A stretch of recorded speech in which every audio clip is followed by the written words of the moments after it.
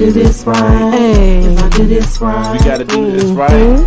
It'll change the world. The whole world. It'll change my life. That's right. That's right. Aish. If I do this right. World peace. If I do this right. Come on. It'll change the world. It'll change my life. It'll change the whole life. If I do this right. If I do this let's right. go. Let's if I go. do this right. It'll change the world. That's what's It'll up. change my life. Let's go. Let's go. Let's go. If I do this right. Yeah. If I do this right. Let's go. Let's go. Well, you. Hey, Welcome. happy Sunday. Happy Sunday. If I do this right. Yeah. If I do this right. I like that. I like that song. Yeah. Yeah. Welcome to episode. We're in there. We're close to the finale this December. So Yeah, we are. Can Yeah. you believe it is October? yeah. This year has flown by. It seems like it should have just been January, like 2 days ago. Yo, check out these shades, y'all. This is these things are thick. They nice. Yeah. Where'd you get them? Actually, there was a gift. Really? Oh yeah. From who? Person I know Yeah. very well. Yeah. Very well. Yeah. They must like you a lot. A little bit. Yo, first thing I want to say is, my hearts go out to the people in Florida. Yeah. They had 2 hurricanes, Hurricane, I think Helena or Helen, Mm-hmm. and Hurricane Milton. Yeah. I know some people that's in Florida, so Florida was underwater. Yeah. But I can't imagine. I haven't been in any hurricanes, but I can't imagine them being in 2. So just imagine there's folks that had to relocate, get up out of Dodge. I never even experienced that. So to them to go through it, or people for the first time, I know it's devastating. So my hearts go out to y'all, and if y'all can find a place to donate or give, if you're in a position to give, then do so. That's really the message I want to bring out. So if you know somebody in Florida, just reach out to them and see what you can do. So Yeah, absolutely. It brings tears to my eyes because it definitely gave me Katrina vibes when it was all going on. Yeah. Katrina hit. But see, that's the thing. Like hurricanes come, they really develop in the Gulf, and that hits not only Louisiana. It's just that pocket. Yeah.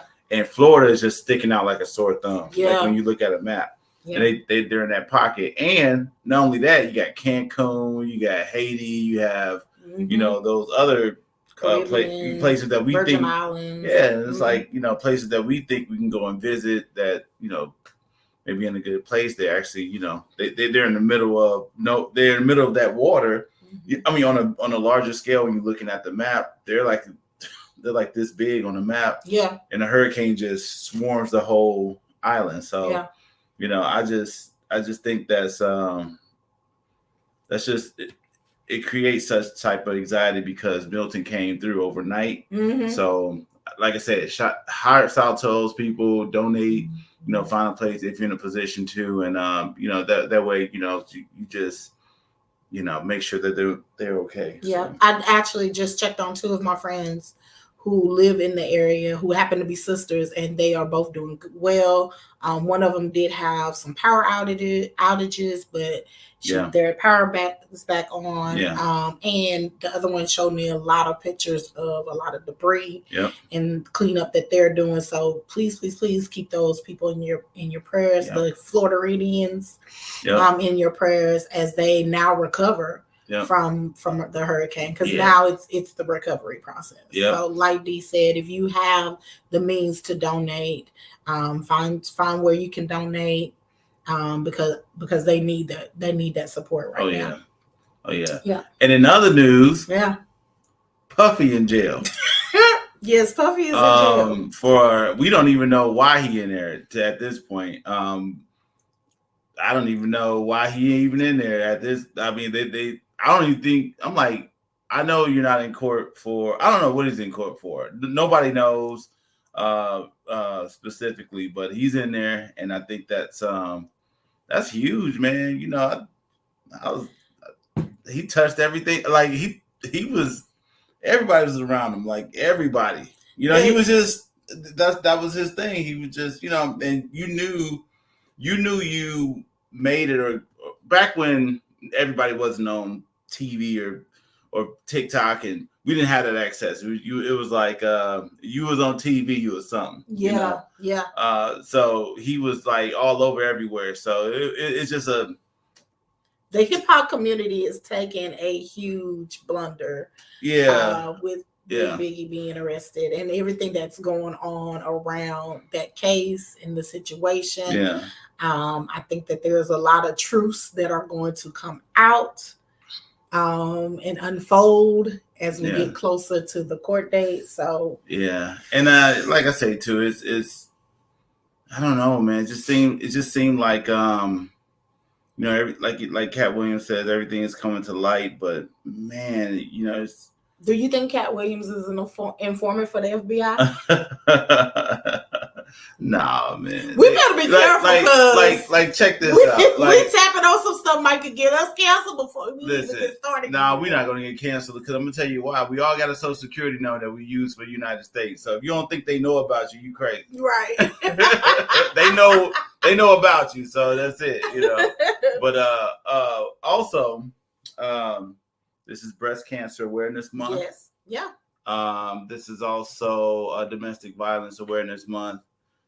People are, going through it and healing from it, but breast cancer is huge. So here's a fact about breast cancer. Okay. Black women in the United States are about twice as likely as other women to be diagnosed with triple negative breast cancer. What is that? So basically it's saying that Black women are twice as likely to have life-threatening complications with breast cancer than some of our other counterparts. So if you are not getting tested and you are over the age of 40, and if you have a history of breast cancer in your family, please don't take it lightly. Go get checked. It's uncomfortable. I had mine this month. It is not comfortable, but it only takes about 5 minutes at the most, and to get your screening back and see where you are. So please, and it's a lot of health insurance is companies. It's free because it's a yearly checkup, so it's free. So there's no reason for you not to do it. And if you don't have insurance, there's a lot of different programs available where you can get checked out. So please don't take that lightly. Yeah. And men over 40, just go to the doctor. Yeah, go to the doctor. You don't go. You don't go. And you should go. Right. And I'm telling you to go. Yeah. And of course, I am pay your deductible. That's good, baby. Have you been to the doctor this year? Yeah, been to the doctor, got a checkup. They told me everything about myself. I tried to get the good stuff, but just go to the doctor. You go. Don't worry about me. You go. Also, with domestic violence, domestic violence is still happening. I have some statistics here. 1 in 4 women will experience domestic violence during her lifetime. The same number, which is 1 in 4, also for the gay, lesbian, bisexual, and transgender individuals, they also experience domestic violence as well. So it's not just women specific. Men experience domestic violence as well. So if you are experiencing domestic violence, please make sure that you, first of all, find a trusted friend that you know and can trust, and start making your plan of action to escape, or just call.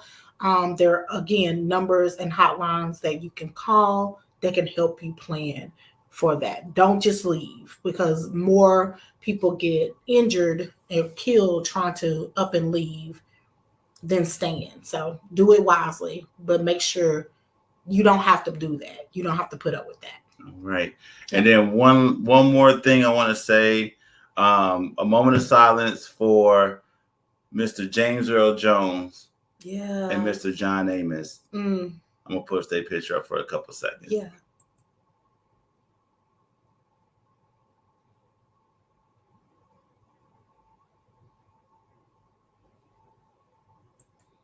I grew up off of those men. Legends. I grew up off of those men.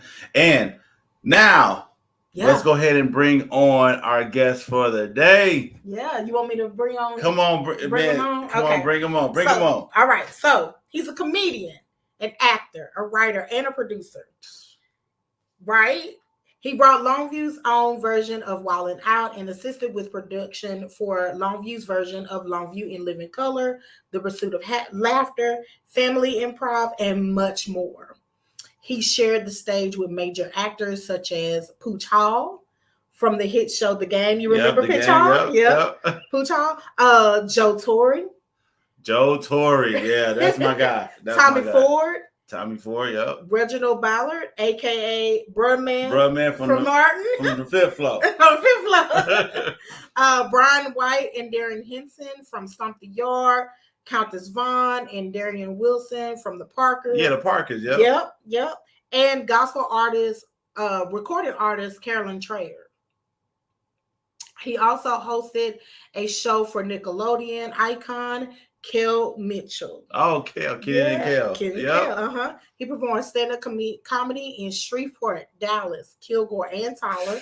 And he's a member of Longview's improv comedy group, Dunk, Duck, Moose. I always say it wrong. Wait a minute, what is it? Let me see. I think it's Duck, Moose. Duck, Moose. I think that's a typo. I think it's Duck, Moose. Duck, Moose. We're going to get clarity. We're going to get clarity. He wrote and produced stage plays such as The Fight for My Life, which was one of my favorites. And this year he's putting on The Gospel of Oz. He is the riot starter of East Texas. Let's welcome RJ Hurd to the show. RJ, what's happening? Hey, my brother, how are you? I am well. How is you? We are well. We are well. Welcome to the show today. Thank you so much for joining us, y'all. We are probably about to laugh like we ain't never laughed before. You might not. We might just a little bit. But before we get started, of course, we have the question of the show. And the question of the show today is, what's one thing on your bucket list? RJ, we'll let you start it off. Oh, yeah. Oh, man. One thing on my bucket list, man, I would love to travel to Paris, France. I want to see the Eiffel Tower. Yeah. Ooh, yeah. I want to take my wife to Paris to see the Eiffel Tower. Yeah. I love that. That is dope. That's dope. Yeah. Yeah. Paris, one of those places where you can put your pinky finger up, you know what I'm saying? Yes, absolutely. You next. So Paris is actually one of the things on my bucket list. So that's funny that you said that. Yeah. The other thing that I want to do, and I think it's in Hawaii, but there is somewhere where there's black sand. And I've always wanted to be able to walk on black sand. So that's another thing. Paris is on top. Paris is definitely on top. I've always been fascinated with the Eiffel Tower. Yeah. But black sand and is next on my list. I didn't talk long enough. I didn't give you enough time. No, I got time. I'm flipping through my little bucket list. I got to get through the Rolodex. I got to dig in the bucket. There's some things in there I just don't want to. No, one of the things on the bucket list is okay. So I always wanted to. I'm gonna table that one. All right, bucket list. No, so one of the things I've always wanted to do was sing with the just be on stage and sing with my music group. So yeah, that's one last run, guys, on bucket list, and also get together with some people from my home state. So just everybody just come together for one big party. So that's my bucket. That was good, baby. Oh yeah. I had to straighten out some furniture in that bucket list. You know what, RJ? I didn't even know she was gonna put that question on there. We talked about the bucket. We talked about the bucket list. Man. That's why I'm tickled because I know some stuff that's on there.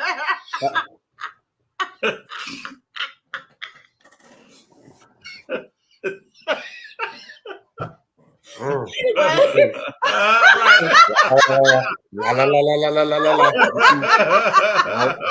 I don't know if I told you might put your hand down. You might lean forward on that, but all right. Anyway, so between you and y'all. Anyway, let's see here. So, of course, definitely for those of us who are not familiar with RJ, we definitely want you to have an opportunity to share how your background, how you got started in playwriting, comedy, that whole bit. Do y'all have time? Yeah. Let's go. You got it. The show is over. So acting, I started when I did my first play when I was in the 5th grade. I was in the 5th grade when I did my first stage play. And it was for the school I went to. It was a little Christmas play. I only had like 3 lines, but I mean, I really enjoyed it. And I really didn't touch the stage again until I got to high school. Okay. And I got into theater arts in high school. I tried out for the football team. Okay. I tried out for the football team. This every time you tell that, I frown. Every time you say that, I frown. So wait a minute, the kicker? No, I didn't get that far. Who told you to try out for the football team? Me. I wanted to be. So my school. I went to Longview High School, so I wanted to be a Lobo. You know, Lobos is popping here in Longview. Yeah. Okay. So I wanted to be on the football team real bad. So I go in the tryouts. This skinny asthmatic kid, and I go to the coach. I say, "Hey, I want to try out for the football team." And the coach, I promise you, the coach looked at me. He said, "Go home, son." He said, "Go home, son." And I sat there for like a couple of seconds, and he was like, "I'm serious." He's like, "Nah, just go home. This ain't gonna work." So after that, that's when I because I was already taking theater arts as an elective or whatever, and from there I tried out for the musical. My first musical was Annie Get Your Gun, and I was stuck on acting ever since. So I've been doing acting ever since really I was in the 5th grade. Took it serious when I was in high school. Mm-hmm. Comedy I've been doing it's about to be my 11th year doing comedy. Mm-hmm. The way I got into that, it was something that I always considered because I used to always watch Comic View and things like that. Yeah. Oh, yeah. Yeah. And my church had an event. It was like a pastors and wives gala, kind of like an appreciation. So I did a little stand-up comedy or whatever. And of course, they laughed for me. They clapped because, it's church. They didn't want to be mean or whatever. Mm-hmm. So I attempted it again for an open mic, and it didn't really go over so well. So I was thinking maybe like this is not for me or whatever. And then the year I started, it started off a bad year for me because I was in the hospital because I have colitis. Okay. So I started the year off like in the hospital or whatever. And then that was the year that I was also getting ready to be a dad for the first time. And I was condemned a lot throughout that year. But later on that year, my good friend Cheryl Lucky, she had some kind of she had an event at the Longview Community Center. Yeah, she had an event at the Longview Community Center. It's kind of like an Apollo night, and she really wanted me to do stand up, but I was just gonna mime dance because I was really a mime dancer at the time. But she really wanted me to do stand up. Yeah, I retired. I remembered. I forgot that you used to mime dance. Yeah. I retired. the mob dancers, like to like in gospel front of music. gospel music Yeah. in front of the Yeah. church with the with the white The glove. white White face glove, paint. okay. Yeah. Yep. So I was gonna mime dance, and Cheryl was like, "I really think you need to do comedy," and I was like, "I don't want to do that." And I'll never forget these words. Cheryl was like, she asked me, she was like, "Is the reason you don't want to do comedy is because you're scared?" And I said, "Yeah, I'm nervous. I'm scared to do it." Right. And she said, "Okay, if being scared is the only reason why you don't want to do comedy, then you're just going to go ahead and do it." So she forced me out of my comfort zone to get on stage and do comedy. And I ended up coming in second in that event. I lost to, he's an incredible dancer, so I don't even feel bad because this dude's amazing. Like, he's off doing music videos and stuff. His name is Dean. He's off doing music. He's incredible. So the fact that I came second to him, like, I was blessed behind that, and that landed me my very first spot in a comedy show in Shreveport, Louisiana. So, I mean, Yo, yeah. big ups on that, man. Yeah. Hey, did second place surprise you when they called your name? Yeah, You know, I that was like, whole anticipation, like, man, who name you gonna call? You know, you looking around the room. yeah. So it was an incredible feeling. And then playwriting, my pastor came up to me. It was one Sunday, and he was like, "I want you to write an Easter play for me this year." And I was like, "Okay," because I ain't never really wrote like anything as far as a play before. But he was like, "I want you to write an Easter play, you know, just to do something different for Easter Sunday." I mean, so I did, and you know, the first play that I wrote was The Struggle versus the Story. It was a play based on a family that I created called the Styles family, and I did 3 different plays about it. But all my plays was always at the church. Mm-hmm. And it was one year I was like, it was the year after I did The Fight for My Life at the church. And I was like, and for some, I could not get this play out of my system. Like, I always, like, this play was constantly on my mind. So I was like, I need to put this play on a stage. Mm-hmm. So I just stepped out there on faith, and I went to the community center and I booked the date, and the rest is history. Mm-hmm. How long did it take you to write a play? Like, I can't imagine anything. Like, how do you do a play? How do you do the parts? How do you know? You know what I mean? Like, how do you do? That's in my mind. I can't see it. It differs for a lot of people.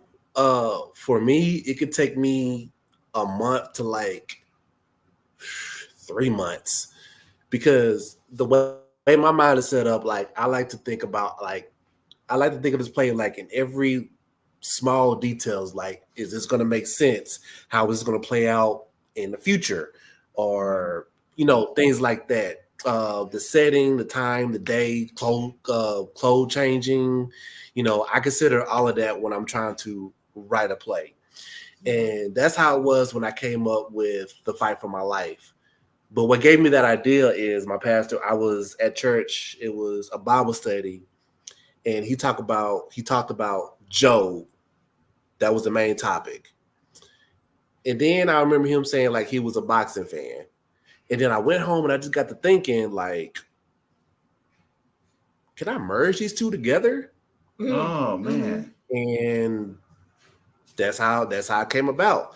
But I before I put a play out there, I want to be sure, like, every single aspect of it makes sense. Yeah, you know. Yeah. So it takes me quite a bit to come up with a full-length play. I'm currently working on my next one now. Okay. The Fight for My Life. I think you went to that. I was in it. You was in it. Yeah. All right, you was in it, and this was a story about. Oh yeah, I remember y'all practicing. Okay, now it's coming back. Because he done so much. You know what I'm saying? I can't even. This is like scratching the surface. Right. This is when you say the story merged with Job, because Job went through it in the Bible. You know? And which I thought that was just amazing. How you would like a boxer fight for they fight. I mean, you just imagine getting hit in the head for 3 minutes for 10 rounds. Yeah. I mean that's a lot. You probably Yeah. go back behind the curtain to start crying, or go backstage, when they get done boxing. But I'm just saying, like, those two was, man, to put those two together. And I remember you practicing for it, but I didn't get a chance to see it. Is it recorded? Is there anything like? Do you have it where you can see it? Oh man, unfortunately, there's not. Every time I do an event, we do our best to try to get a camera person, but the camera person always falls through. So there's always like somebody, recording off a cell phone or something like that, which is not good quality. Hopefully with this one, with the Gospel of Oz, I actually have somebody to record it. Yeah. Okay. I'm hoping and praying. Yeah. Okay. So this next one is that you mentioned, when is it? Are you talking about this one?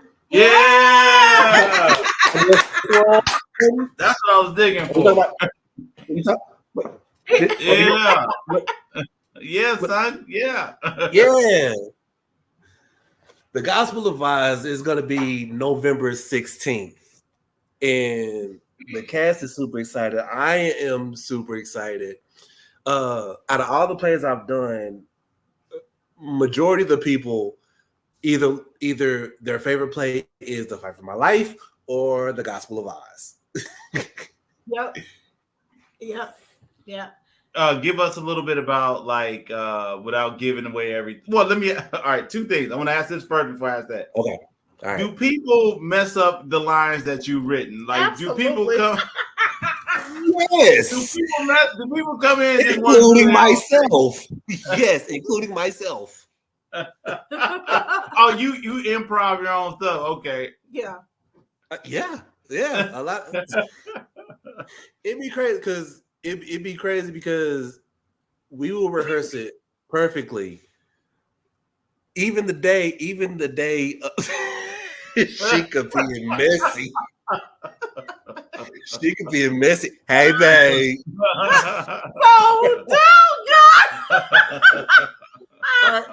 I'm gonna explain that. I'm gonna explain that exactly. In a little, Okay. I don't think I can do it with a straight face. Okay. Whew, regain yourself. Compose yourself. Okay.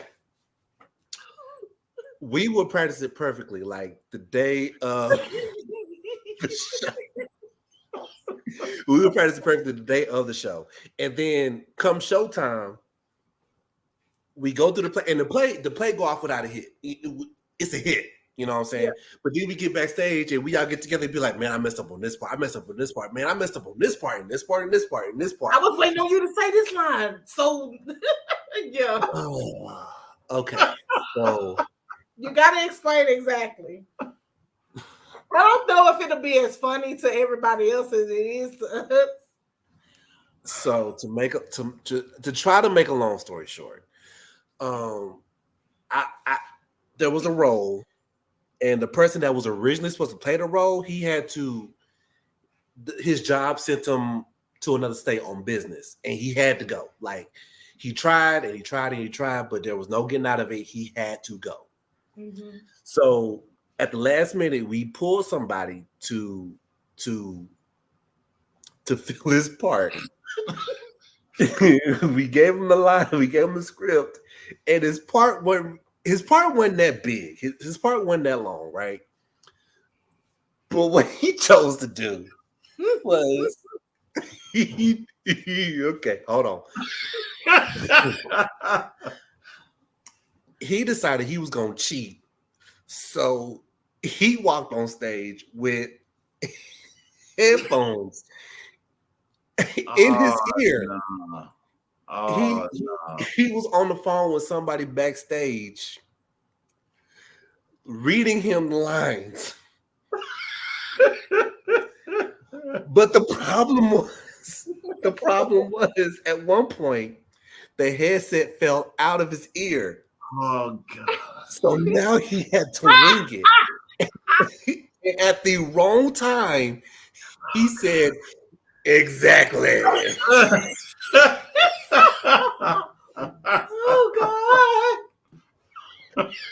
It was the absolute wrong point of the play, but that one word will forever be iconic when it comes to the Gospel of Oz. Like Yeah. he made that part iconic, and of course, like we made it work. Yeah. Oh, nobody broke character. Like, come on, man. Oh yeah, I think they did a little. Oh man. And the person that he said it to was not a seasoned actress. Right. So her getting through it Yeah. was interested as well. Yes. But she fought through it. She fought through it. She got through it. I love them bloopers, man. Oh my! If you don't have bloopers, man, you just yeah.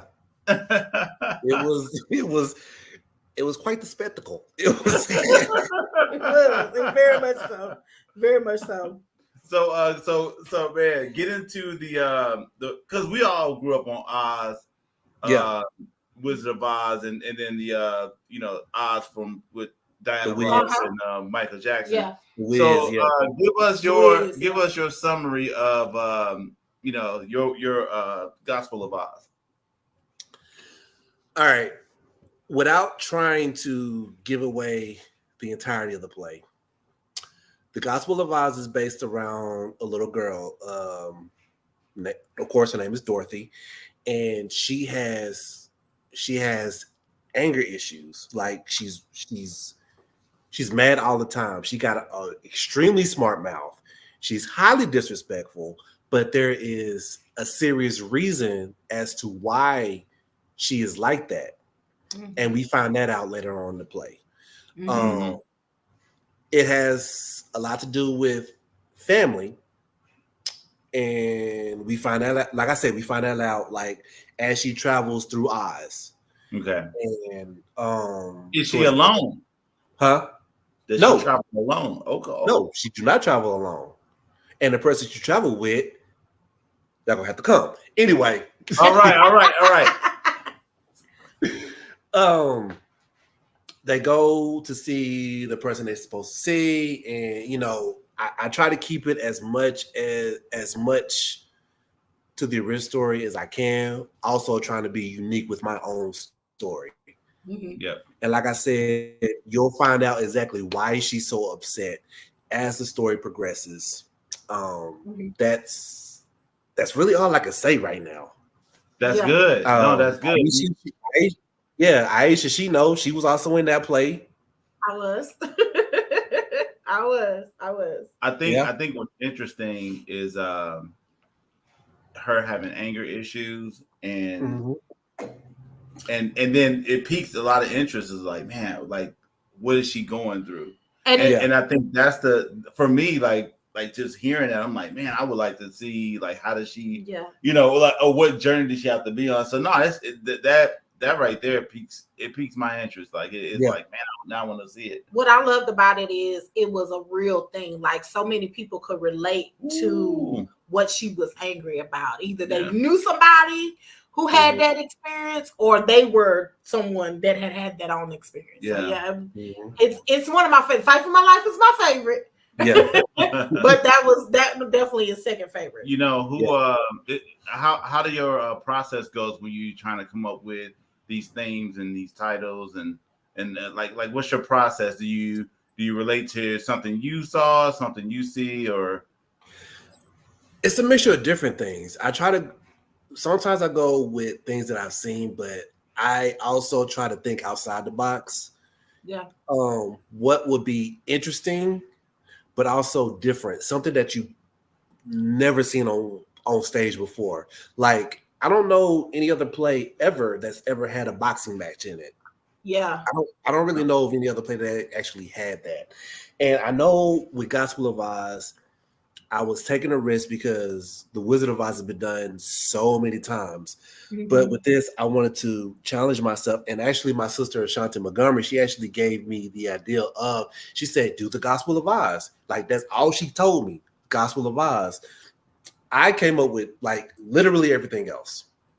Mm-hmm.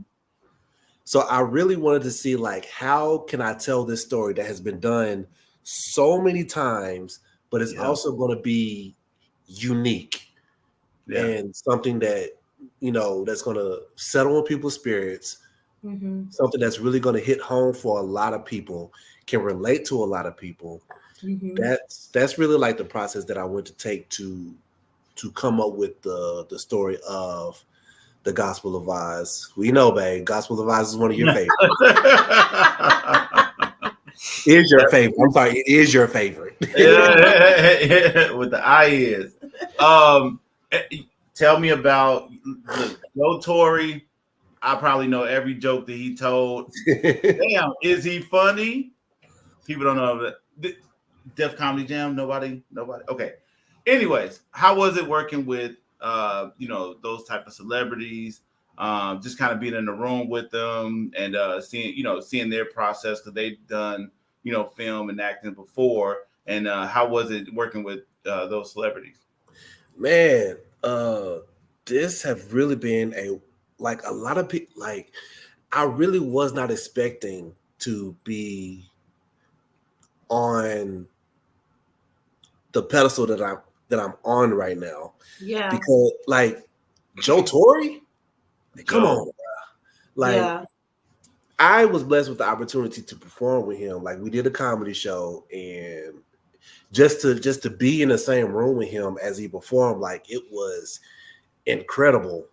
It was like absolutely incredible. Like, I got a lot of wisdom from him. And I'm not gonna lie, this particular show, this was not my best show, because this was really back in my early years of comedy.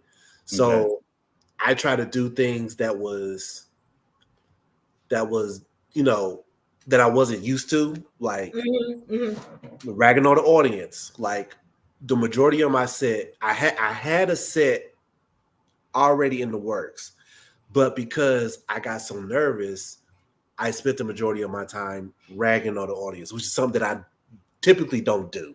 Mm-hmm. Yeah. But because of the pressure and everything like that, it really wasn't my best set. And the guy said, just work on your writing.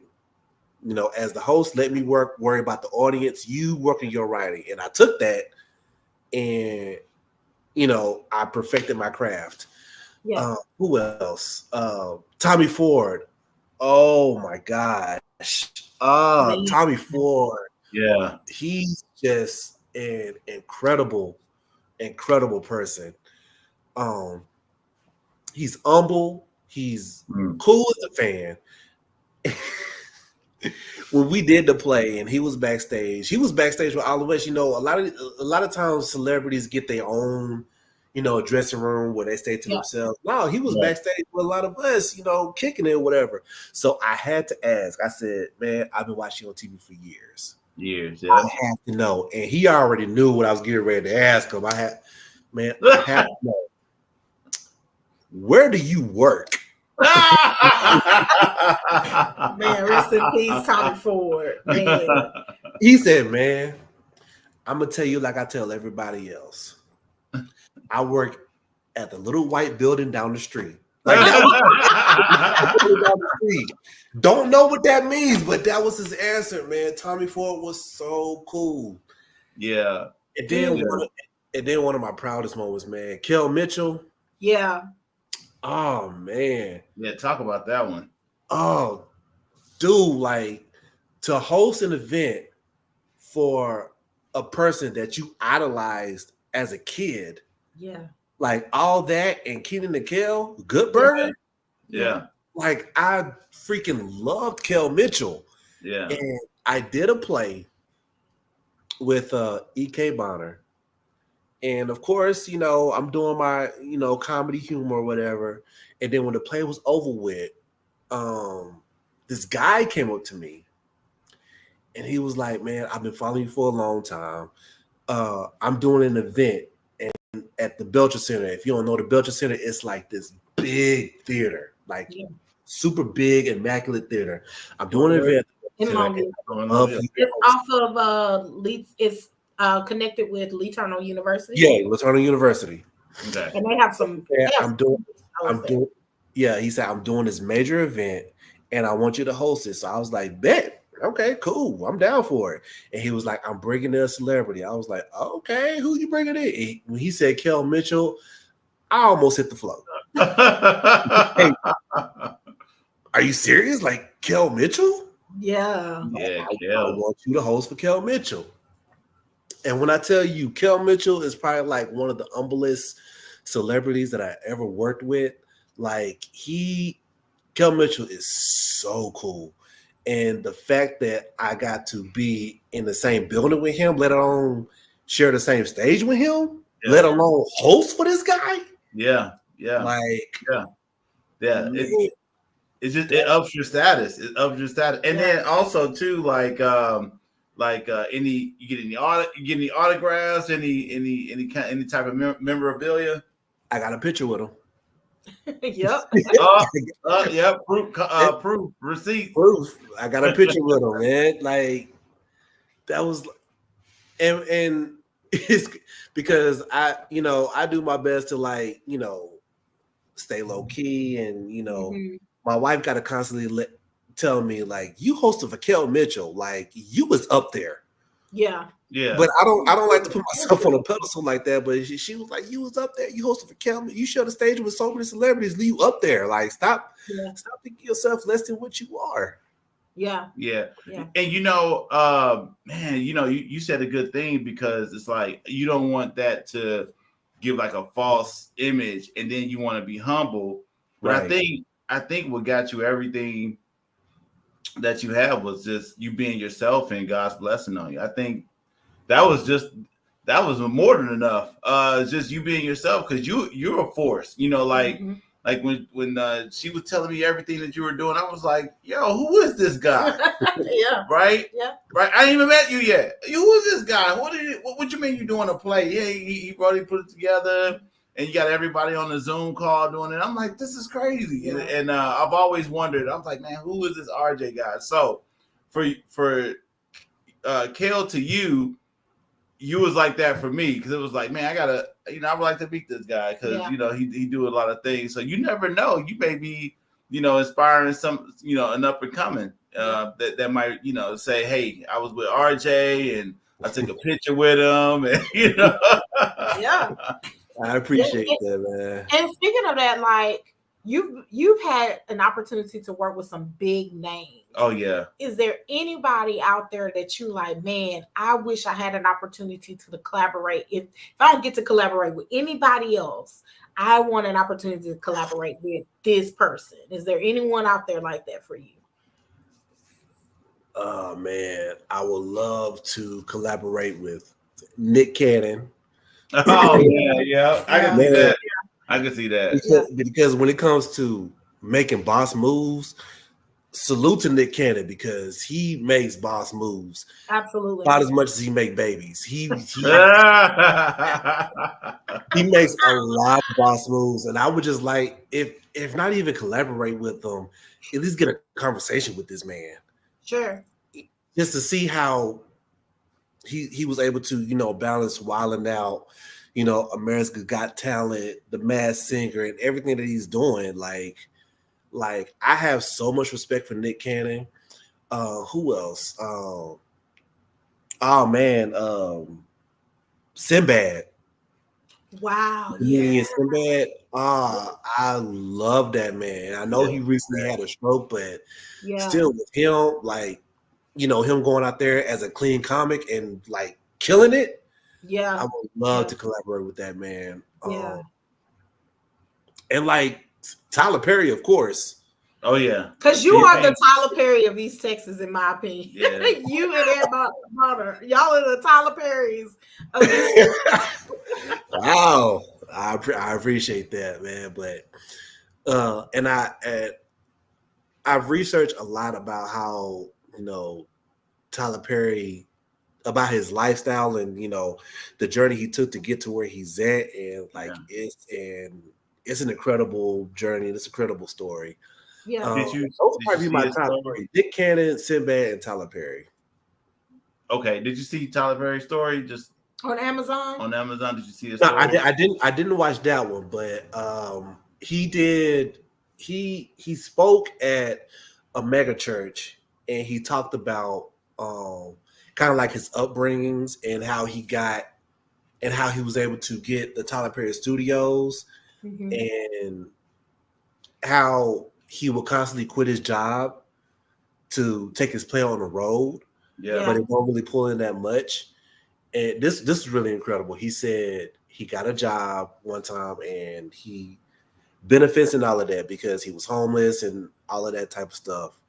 And opportunity came for him to go take his play on the road, and he went by faith, and he told his mom, like, hey, I'm going to quit my job and I'm going to do this. And mom was like, you need to stay at that job and da-da-da-da-da. And while he was there, like a storm happened. Like it was storming. So while he was in makeup, like he was sitting there, he was like, God, why do you keep bringing me out here? But you keep putting obstacles in my way. And like he was really complaining to God. And then he said, God told him, be quiet. Yeah. Yeah. And then Tyler Perry was like, oh, okay. Yeah.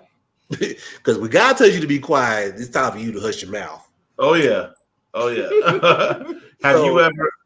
Have you ever had a situation where the show almost didn't happen, but it did? Have you ever came close to some challenges with like putting a show on? We was missing a actor at one point. When we was missing the actor at one point in time. We couldn't find him the day of the show.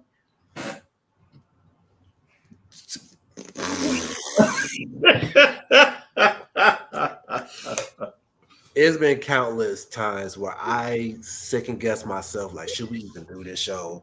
Should we even do this? Like the play, should we even do this? Because if it's not the funds, it's the actors, it's oh my God, it's theater. The theater, it's so many things that wants to hinder you from doing what God has gifted you to do. Yeah. That's powerful. Yeah.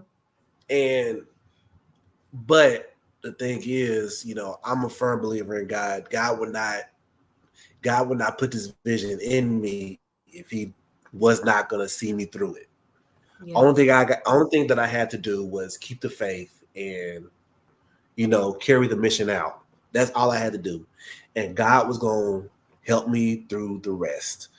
I'll give you a perfect example. Before I do that, like back to the Tyler Perry story, because this is incredible. God told Tyler Perry to be quiet, and he did. God told Tyler Perry to look out the window. So he got up and he looked out the window, and there was literally a line from the front door wrapped all the way around the building. He sold out his first show that night. Yeah. And he was literally questioning God. Yeah. But God came through for him. I felt the same way with Longview Wilding. The very first show that we did was at this club, and I was worried about it. But then when I got there, oh my gosh, it was like standing room only. Yep. Like our very first Longview Wilding will forever be like probably the best show we've done. If you don't know what Longview Wilding is, it's my version of Wilding Out. Okay. And then we was getting ready to do the second show. It was going to be on my birthday. It was going to be my birthday show, and the team captain of that show, which is Camille. R.I.P. to Camille. I miss her every single day. That's the week of the show, the week of Monday. And the guy that we was working on with the building called my wife and said, hey, I know you got a show this Saturday, but I'm going to give it to this group of people. I think it was a Hispanic night. So y'all going to have to do something different. This is the week of the show. Dang. This is the week of the show. And we no longer have the building. So my wife did, what she did. She got on the phone. She made a couple of calls, and we moved it to community center. The issue was we had to move it to a different day, to a different building, and that caused for a lot of people to not be able to be there. Yeah. So, I mean, it's a lot of obstacles that you got to go through when it comes to planning an event, but you know, God will always come through for you. You know, all you got to do is just keep up the faith and keep grinding, and you know, He's gonna come through for you each and every time. Yeah, that's amazing. Yeah. Man, we could talk forever because you have I'm so telling you, I want to much. pick his brain, Yeah. but yeah. But I do want you to share before we wrap up, because Mhm. of course the name of the show is If I Do This Right. So if you do this right, if you continue with your comedy and your playwriting, what's your goal? What's your ultimate vision? What's your I did this right moment for you? Compared to a lot of people, I know a lot of people like to wants to eventually make it to like the mainstream, the big times, the big screens and everything like that. I could care less if I make it to the big screen or not. Only thing I want to do is with my comedy. I want to change lives through my comedy. I want to change lives through my plays.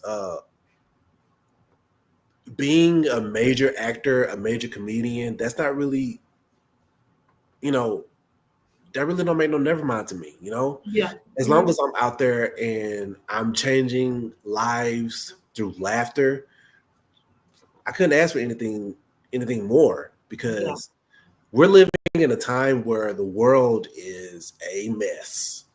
Like Earth is a mess right now. There's so many Very things ghetto. Yeah. there's so many things going on this planet that's really depressing and it's really sickening.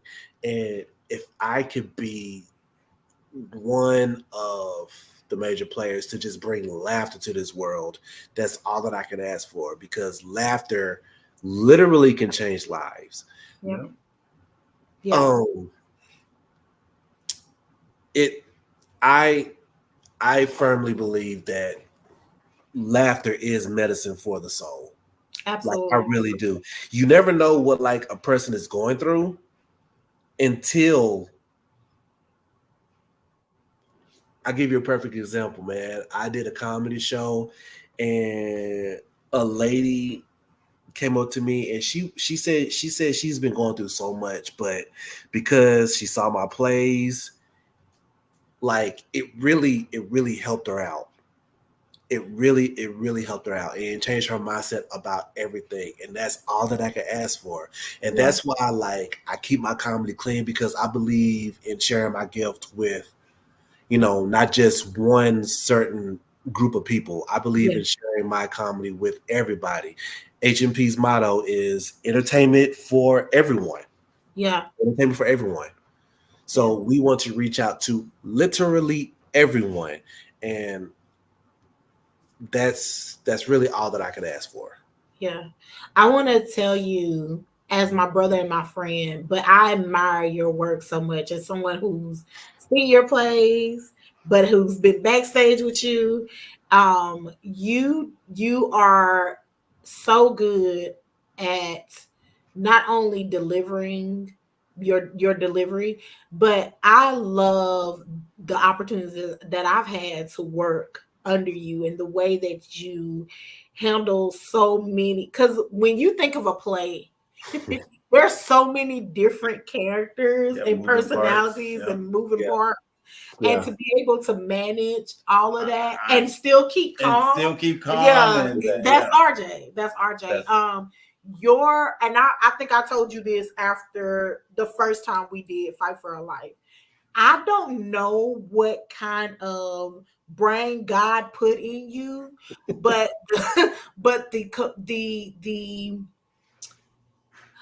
the artistic ability, that creativity that you have is top tier.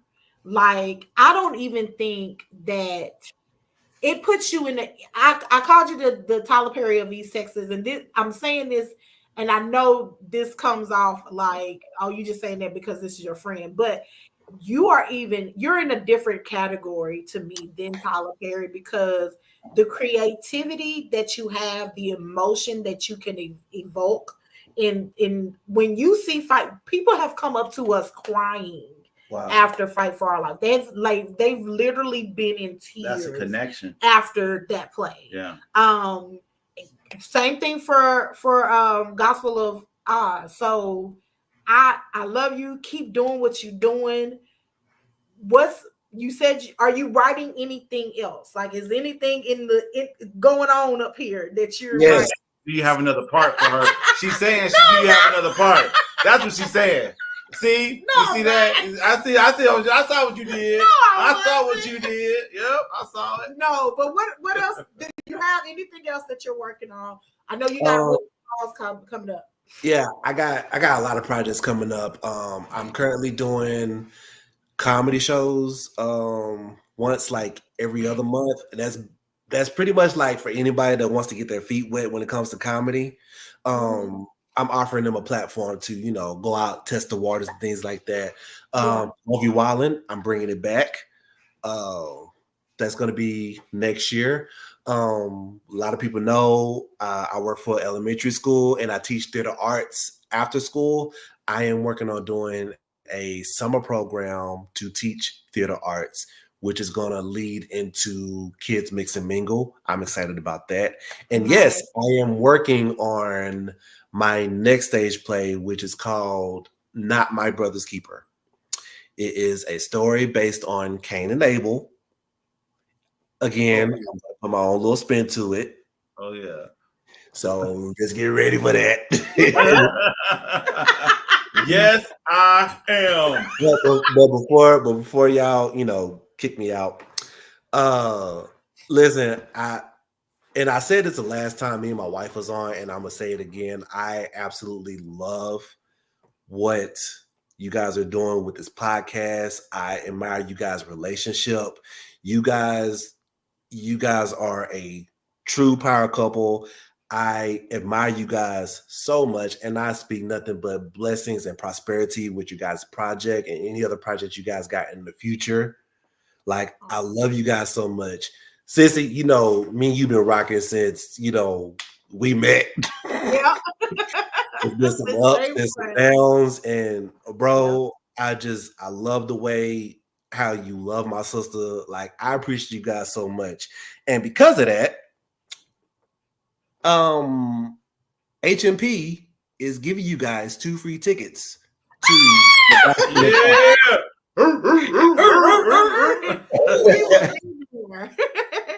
Yeah, man. Thank you, man. Thank you so much. Thank you. This Yeah. is the first time somebody gave us something on the show. That's love. That's love. Well, listen, I love you guys so much. In the words of Michael O'Donnell and James Ingram, Yamo be there. Bet.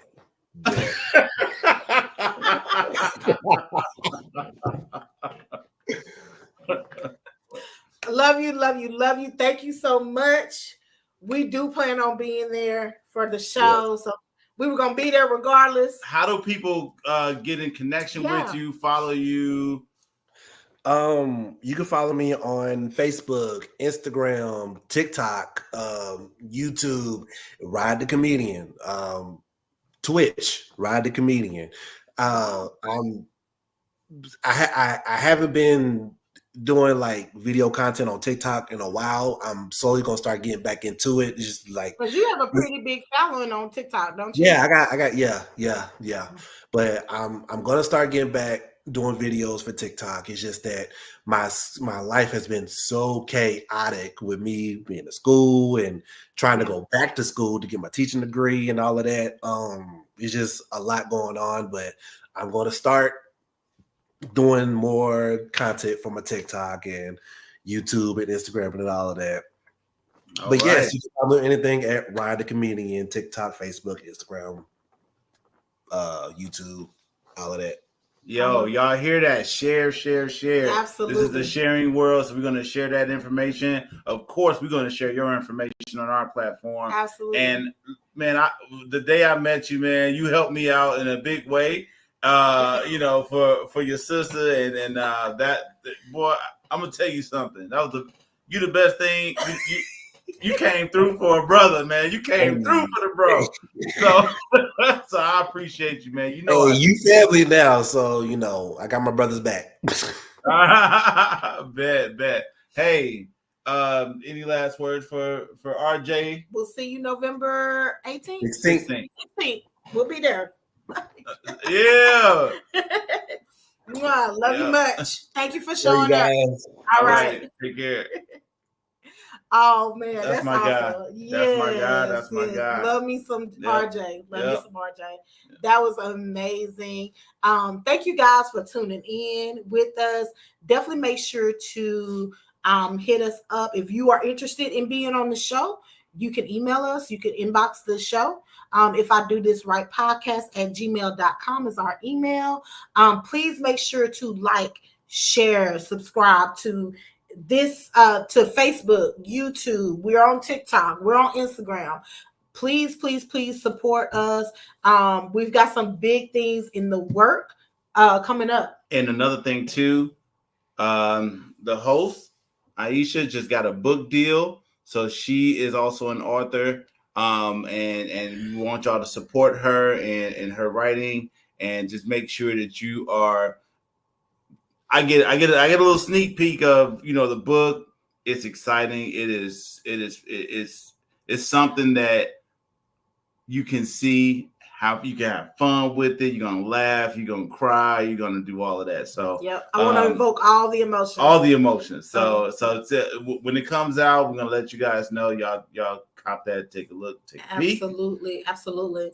Also, coming up next show, which is going to be on November 10th, we're going to be doing the Friendships After 30 panel discussion. We've got a group of ladies that I'm going to introduce you guys to through the social media posts in the next coming weeks, so you kind of get an idea. Some of these women have already been on the show. Matter of fact, the majority of them have already been on the show, and we are going to be talking about the complexities of friendships, mainly with women after the age of 30. You're adulting.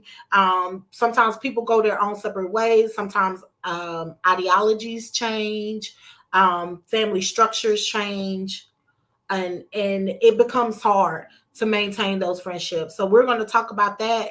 I'm expecting that to be a conversation of some laughs, maybe some tears, because I can't name a woman after the age of 30 that hasn't experienced some type of friendship hurt. I know I have. So definitely excited about that show. In December, for my book girlies, I have someone so huge coming to the show. Oh yeah, she's huge. She is huge. If you are a reader, especially if you are into urban romance, you are going to be ecstatic. And we're also going to do a giveaway. Now, I'm not going to release who it is until next time. But stay tuned, because it's going to be big. It's going to be big. Reach out to us, email us. If I do this right, podcast@gmail.com. Let us know what you're doing. We want to put you on the show. Absolutely. We want to expose you. This is this is our platform, but it's yours. This is yours. We gift it to you so you can tell everybody who you're with, and we're growing. Like I said, December we have a big person who we thought, our eyes went big. Say, wow, this is. I literally screamed connecting. So, but we want you, because this is your show. We're gonna come back to you, and we're gonna follow up with you, see how you're doing, seeing if you did what you did right. If you did it right. That's right. Yeah, if and when. So, let's see. You got anything else? That's it. Yo, congratulations on the book deal. I just wanted to let you know that. Congratulations, because I can't write my name at the top of a test paper good enough for me to get through. So thank you, baby. But yeah, so listen, thanks for all our viewers who stuck around. Ton of information. I don't have a did you know or any good information, but if you can go back to the other videos that I've done, I've put out some valuable information that you can use as far as like home finance. Oh, check out the last show, which was with Pills. D'Angelo Shanks. He gave us some jewels about mortgage investing, real estate. So if you are interested in that, man, go back to that. You can go back to that. You can go back to social work, people who wrote books, people who do marriages. Look, we're putting together a package for you so you can have somewhere to tap into in all different aspects of your life so you can do things right yourself. That's right. We love you guys. We thank you guys for your support. Keep tuning in, keep watching us, and until next time. Peace.